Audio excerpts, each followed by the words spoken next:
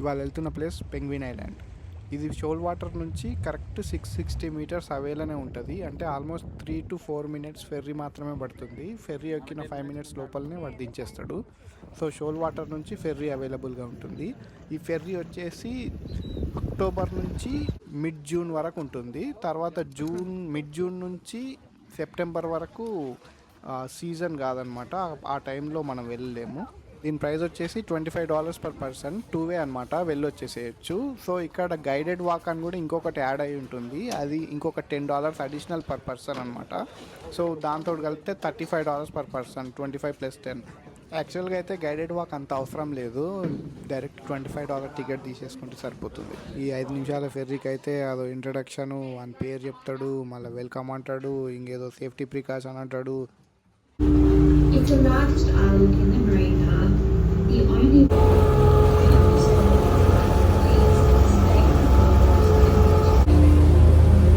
no beaches on Penguin Island. Please bag any rubbish.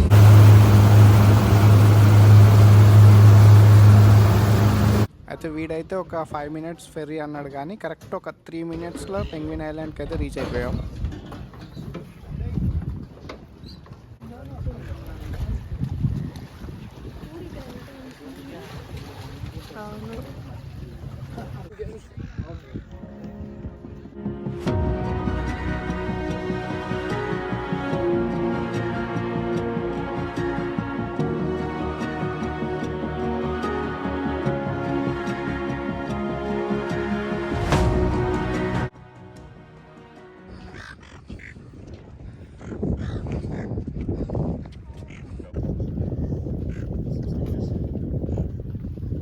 ఇక్కడ penguin island map అయితే పెట్టాడు. మొత్తం పెంగ్విన్ ఐలాండ్ రేడియస్ వచ్చేసి 1.2 కిలోమీటర్ మాత్రమే. సో ఈ 1.2 కిలోమీటర్ మనం ఈజీగా వాక్ చేయొచ్చు, పెద్దగా అంత ప్రాబ్లం ఏముండదు. వైల్డ్ లైఫ్ అయితే ఉంది, కాస్త జాగ్రత్తనే ఉండాలి.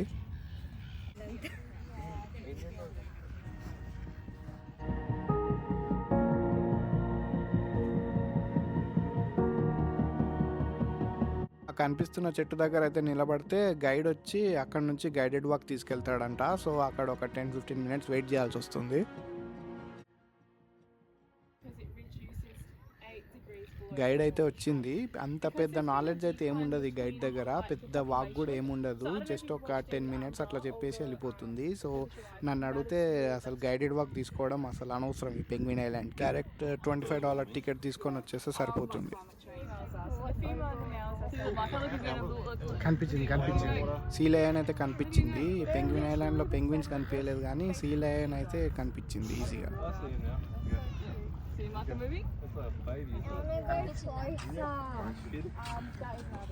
మధ్యలో కొన్ని డాల్ఫిన్స్ కూడా కనిపించినాయి. అంత క్లియర్ వ్యూ అయితే ఏం లేదు, కెమెరాలో కొంచెం జూమ్ చేసి చూస్తే అయితే కనిపిస్తున్నాయి. ఈ పెంగ్విన్ ఐలాండ్ అయితే స్నోర్కలింగ్కి కానీ, ఇలా డైవింగ్కి కానీ, స్విమ్మింగ్ కానీ మంచి ప్లేస్ ఇక్కడ.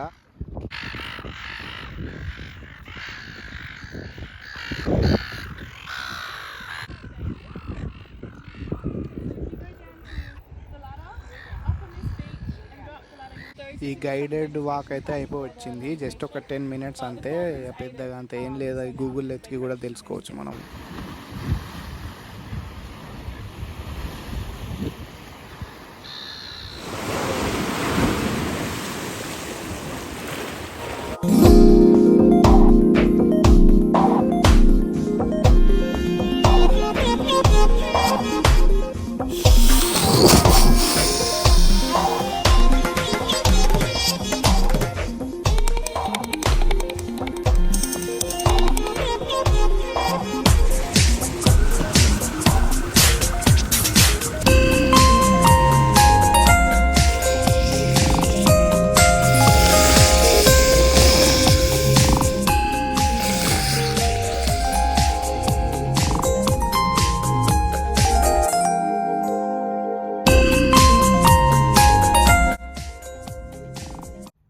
ఒక దిక్కు అయితే మొత్తం చూసేసాము, ఇప్పుడు ఇంకొక దిక్కు వెళ్తున్నాం.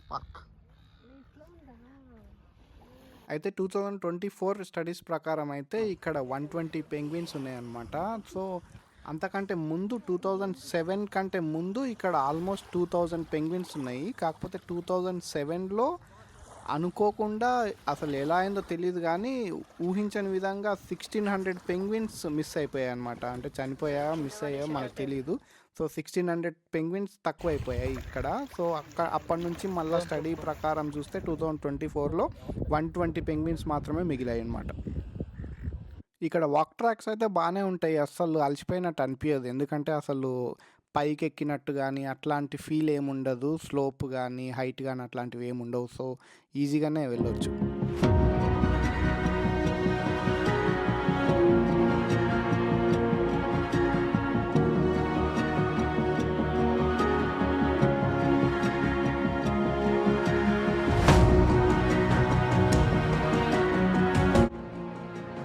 సో మొత్తం 1.2 కిలోమీటర్ వాకే కాబట్టి ఎవరైనా ఈజీగా వాక్ చేయొచ్చు అనమాట. అసలు జిమ్ పోనోళ్ళు, అసలు ఫిట్గా లేనోళ్ళు కూడా ఈజీగా వాక్ చేసేయచ్చు, పెద్ద ప్రాబ్లం ఏముండదు.